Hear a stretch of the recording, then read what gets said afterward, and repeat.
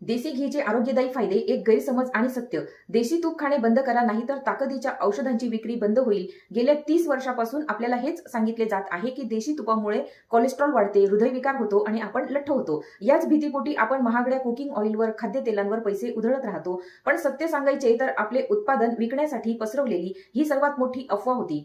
चला तर मग जाणून घेऊया की रिफाइंड तेलाऐवजी देशी तूप खाण्यास सुरुवात केल्यास आपल्या शरीरात काय बदल होतात.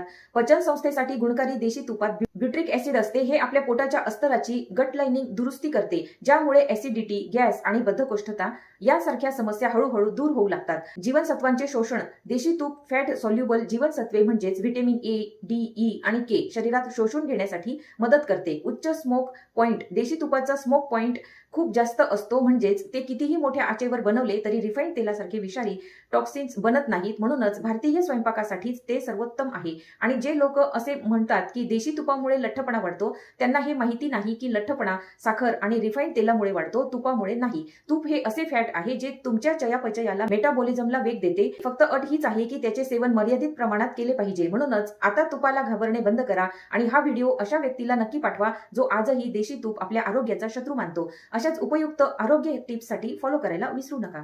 धन्यवाद.